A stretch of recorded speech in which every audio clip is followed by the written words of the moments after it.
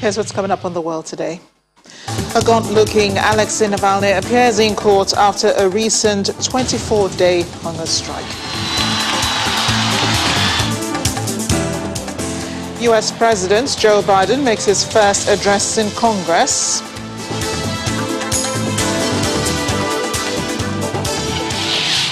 Plus, the Indonesian government to build houses for relatives of killed submarine crew. Hello everyone and welcome. I'm Amarachi Ubani. Russian critic Alexei Navalny appeared in court today from prison, but what had everyone talking about was his appearance, which has been making headlines as he appeared with his head close-shaven and his face gaunt. It is his first public appearance since starting a 2.5-year jail term, seen as punishment for his fierce criticism of the Kremlin. Navalny spoke via video link, his prison kit hanging loosely after a recent 24-day hunger strike over his treatment in prison. It may not have looked right, but his language was as robust as ever. He said the president, that's President Putin, was a king with no clothes who was robbing the people and depriving Russians of a future. Also, the Russians are being turned into slaves. The judge rejected his appeal against a fine for defaming a Soviet World War II veteran who had appeared in a pro-Kremlin video. Meanwhile, Navalny's team says it is officially disbanding its network of regional campaign offices across the country. And that announcement posted on YouTube by Leonid Volkyov came ahead of the court hearing, which considered a request from prosecutors to declare the main pillars of Navalny's political organization as extremist. Navalny's allies said, all our tedious work in the last 4 years and your support has not been in vain.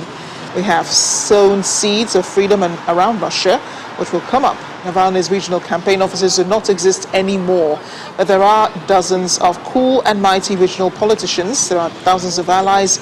There are powerful independent political organizations that will be doing investigations and elections, public campaigns and rallies. You will help them and they will cope with anything, speaking to supporters.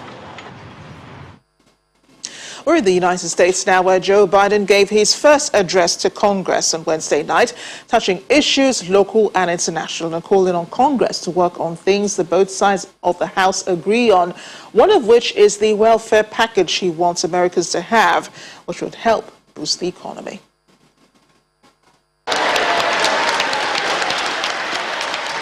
U.S. President Joe Biden arrives at the Capitol to deliver his first speech to Congress, expecting to argue that he has restored faith in democracy 100 days after he came into office.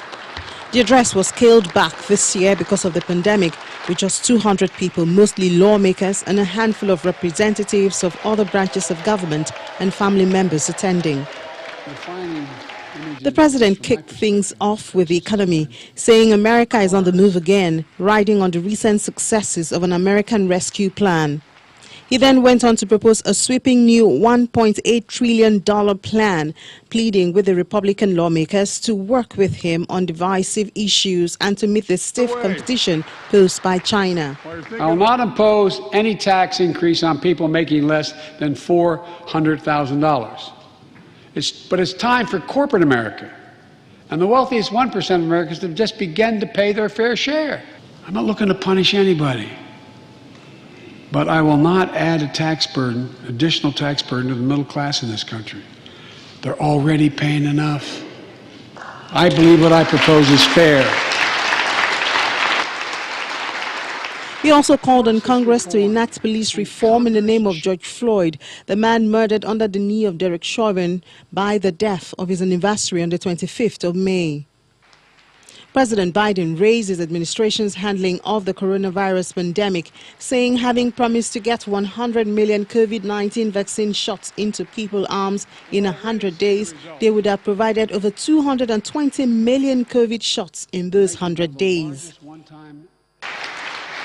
On foreign policy, the president reiterated that he welcomed competition from China, but he's also told President Xi Jinping that he would defend America's interests across the board. Also, that while he had taken action against Russia for interfering in America's elections and cyber attacks, there were opportunities to cooperate with President Putin on other issues. As is usual, when American presidents address Congress, there was a rebuttal from the opposing party, in this case, Republican Tim Scott of South Carolina, while praising the president's speech, took a swipe at what he called the White House misstatements. The president absurdly claims that this is worse than Jim Crow. What is going on here? I'll tell you, a Washington power grab.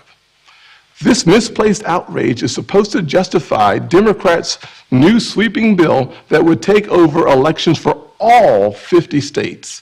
It would send public funds to political campaigns you disagree with and make the bipartisan Federal Elections Commission partisan. Well, Madam Speaker. President Biden's appearance in Congress broke a historic glass ceiling as two women, Vice President Kamala Harris and House Speaker Nancy Pelosi, sat behind the president for the first time in U.S. history. It carried a symbolic meaning for the advancement of U.S. women in recent decades, since Harris and Pelosi stand first and second in the presidential line of succession, respectively. At least from my perspective in this crisis has been. So to our correspondent in Washington, Maria Byrne, who watched the whole of the president's speech last night. Maria, apparently the president's speech was well received in Congress, going by how long he stayed after he had given his first address, talking with representatives. What were the issues that stood out for many Americans? The issues that really most Americans were focusing in on is how was he addressing the pandemic? What was he going to say about vaccinations? What is he going to say about education and families in America, especially those who have been impacted drastically, either economically or health-wise by the pandemic. They were also looking for what he addressed with immigration. Immigration has been a huge area of discussion because we know that prior to his administration, President Trump was dealing with the border wall and there were various restrictions, and we have seen a heavy increase in the number of individuals looking to come into the U.S. and migrate here. And so that is obviously of great concern, especially with some of the situations at the border. He was also had to address the foreign issues. And so I think that many Americans were looking to see how was he going to address our foreign relations. We know that Secretary of State has been very active in recent months to try to get out the message of the U.S. and where we stand in foreign relations. And so I think Americans heard all of those. Most of what we've been hearing is that most people were inspired by this speech. They were hopeful for the future.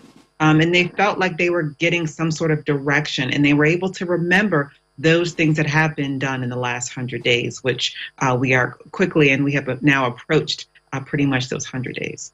Indeed. Now, one of the things that a lot of people made a mental note of was, of course, Vice President Kamala Harris and Speaker Nancy Pelosi, number 2 and 3, sitting side by side. It's the first time it's happened in U.S. history. How powerful was that in there? Many people have said we are behind the 8 ball in that area. And so obviously the world was watching that. But this is an area that the U.S. has had to make quick strides to address, because having a woman sitting as the vice president and the Speaker of the House, while you have a male standing there as the president having to introduce 2 madams, is something you haven't seen before. But I think it is a new headway forward and a new direction for the U.S. And so I think many are seeing that as glass ceilings being broken in the U.S. and being able to address what has been perceived as a very male-dominated place of work. Yeah, coming more than 200 years later. But then back to foreign policy, Maria. President Biden says America is not competing with China. He also says he's working with Russia, the Russian president, on common causes. He really wants to be a peacemaker, but does what he said in Congress then change America's foreign policy towards these countries? You know, as you mentioned, the focus on peace, I think his whole focus, whether or not it was domestically or internationally, it was on bringing people together and ending division. And so because of that theme, he was going to focus on the areas of peace. Now, does that mean he's not going to have a hard stance with Russia, with China, with many of the economic issues and many of the trade issues that exist between the U.S. and China. I don't think it means that. What it really means is that he wants to come back to the days of being able to work together collaboratively without having very tense and almost on the brink of war type situations. And so he's basically, I think, letting the world know that, yes, we are here to come together, but I don't think he's looking to say we are not going to have a hard stance on areas, whether it's nuclear issues, arms bearing and things like that. I think he's still going to continue with the U.S.'s stance in those areas. Let's talk about the Republican rebuttal, Maria, given by Senator Tim Scott of South Carolina. We did not hear this in the report, but did he talk about police reform following the shooting of Breonna Taylor, which he made, he said. And then he focused on fact-checking the president. How did that resonate among lawmakers and Americans following the president's speech? It's going to definitely resonate with some of the Republican base, not all of the Trump base, because he kind of focused on some areas of Trump, only really the warp speed and some of the vaccine and some of the COVID-19 pandemic issues. But I think it will resonate with some hardcore Republicans. But again, I think when you talk about fact checking, that's very much of what is a kind of the old regime of many of what we saw with the Trump administration. And there was a lot of fact checking on the Democratic side when you had President Trump in office. And so that was, I think, did not really resonate as much with the American people, really more so I think people were looking for inspiration, which is a lot of what they received from the president's speech. Overall, a message of hope to Americans. Maria, thanks again for joining us on the program. Thank you for having me. The United States has warned citizens against traveling to India as the country continues to battle a devastating coronavirus wave.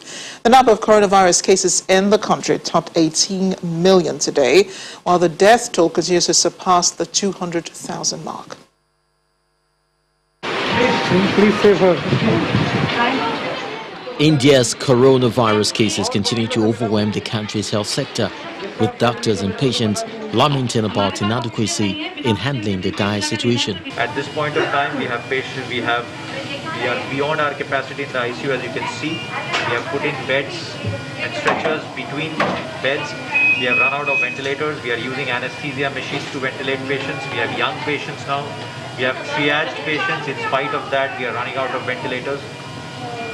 We have patients on the wards who are very sick, who ideally should be in an ICU, but we have no space for them. The rising death toll means grave diggers have been working round the clock to bury victims. The country reported 379,257 new infections and 3,645 new deaths. It's the highest number of fatalities in a single day since the start of the pandemic. The world's second most populous nation is in deep crisis.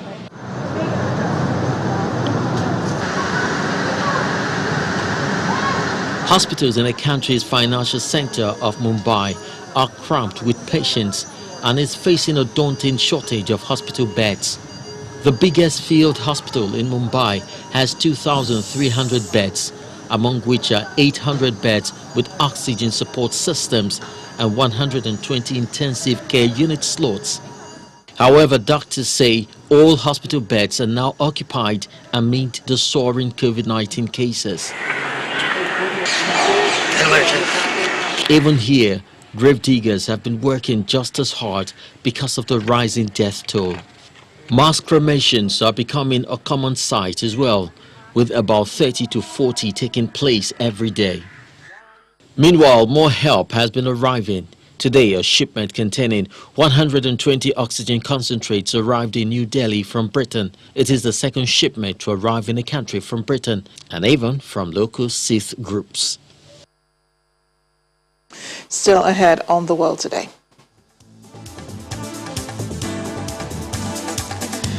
Well, 10 years of love and duty, the Duke and Duchess of Cambridge marked their 10th wedding anniversary. Join us again. Welcome back to The World Today. Indonesian President Joko Widodo says the government would build houses for relatives of the crew members aboard the submarine, which sank nearly 850 meters deep last week, killing all 53 crew members inside.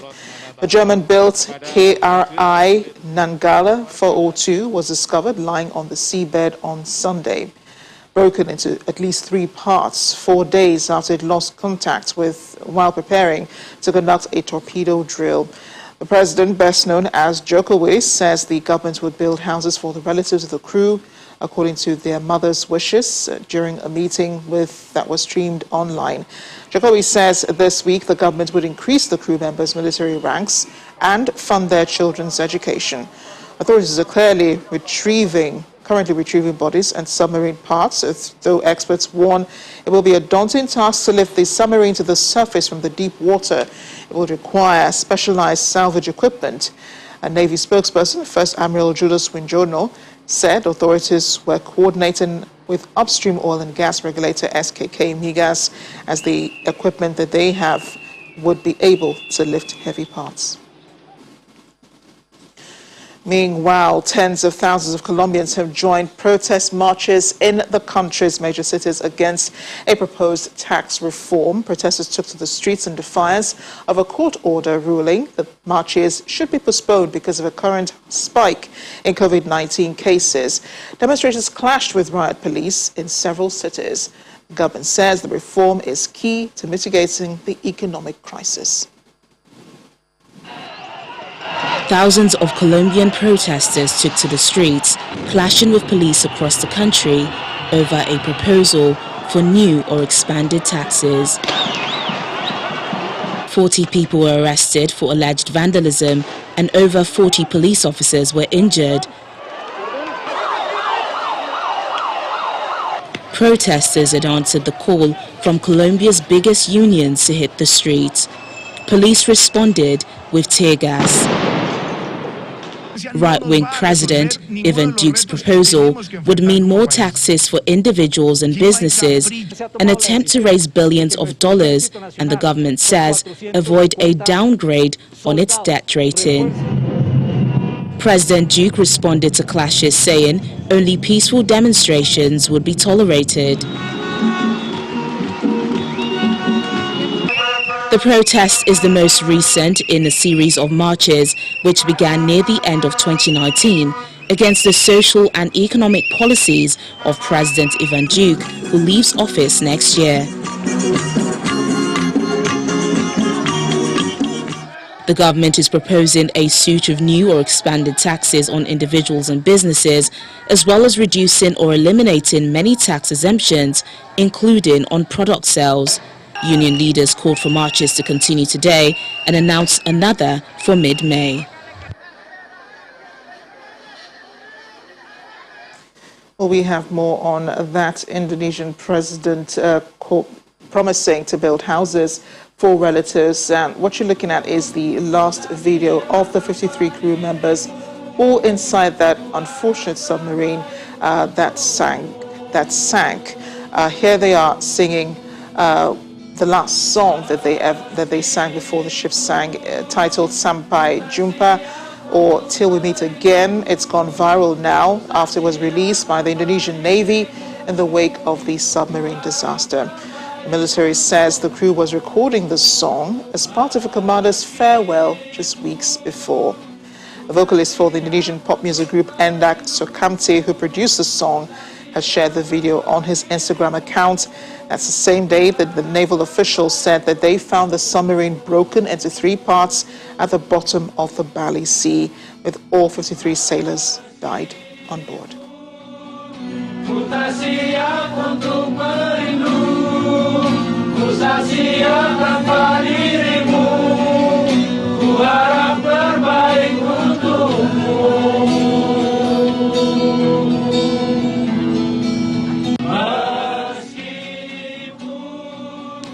Just sheer bravery in the face of impending danger. We move on now to other cheery stories. Britain's Duke and Duchess of Cambridge, Prince William and Kate, today celebrate their 10th wedding anniversary. William and Kate met at St Andrews University in Scotland in September 2001 when the eldest grandson of Queen Elizabeth II arrived to begin a 4-year degree course on the history of art. The university saw a 44% increase in student applications, many from young women, after the handsome prince decided to enroll. One of them was his future bride, then Kate Middleton. The pair graduated together in June 2005. They dated for many years before eventually marrying after a short separation period in 2007. And they have 3 children who are all in line to the throne after William when he becomes king.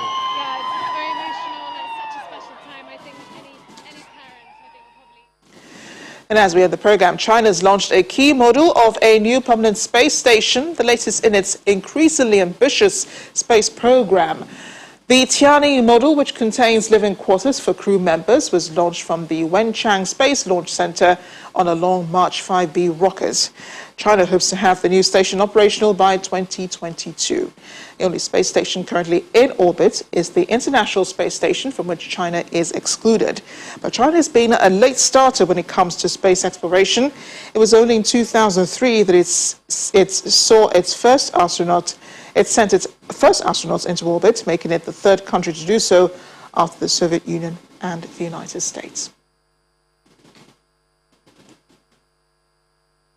And that's the world today. Thanks for watching. I'm Amarachi Ubani.